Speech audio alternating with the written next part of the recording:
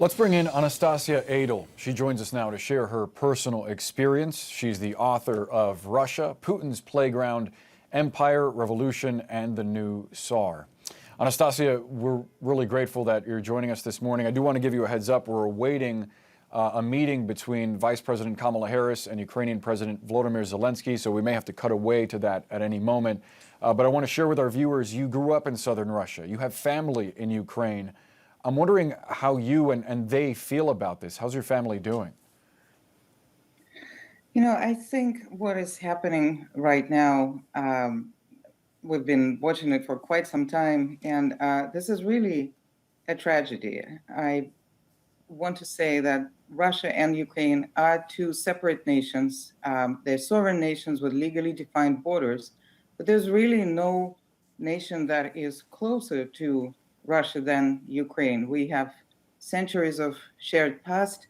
We have common demographic. I mean, look at my family alone. Between my husband and I, we probably have a dozen of Ukrainian relatives. And it goes back to from 19th century onwards. I have relatives right now in Kiev. I have relatives in Odessa. And literally, the two nations are so close, our blood flows in each other's veins. So the idea of war between the two of them strikes me as absurd, and really it's not just a tragedy. It's really fratricide. And help our viewers understand the context of what we're seeing. You've obviously written about Vladimir Putin. Why is it that what is happening in Ukraine right now should alarm the world? Well, of course, what's happening in Ukraine is not a local tragedy. This is something that has very strong global ramifications. If this, if the worst scenario happens and Russia does invade Ukraine, this will embolden authoritarians all over the world to do the same thing. So we here in America can't really wait this one out.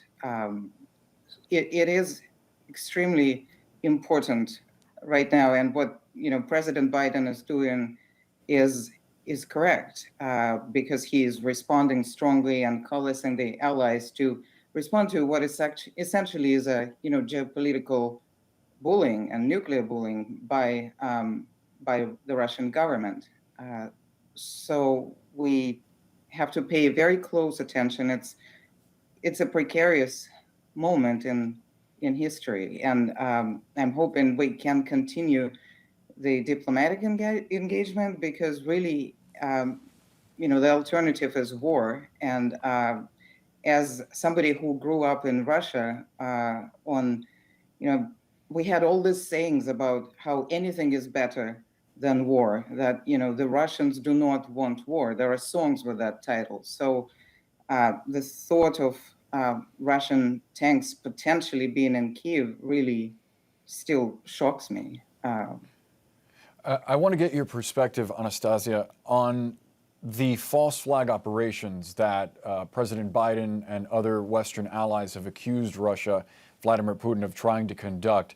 How effective are these operations in trying to sway the Russian people in justifying war with Ukraine?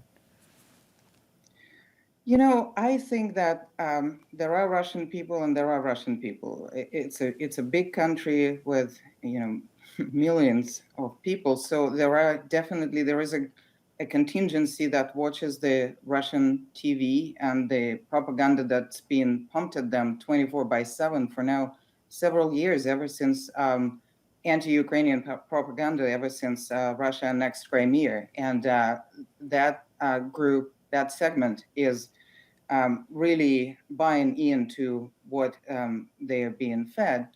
But I also believe that there is a large group of Russians that feel just like me, that they are horrified to see that a nation that has been always built as the closest nation to them, linguistically, culturally, ethnically, is now being portrayed, not only portrayed as an enemy, but is actually, the war becomes real. But that group of that part of Russia is just afraid to speak about it because of the general repressive climate in the country. I mean, look what's happening there on the domestic front.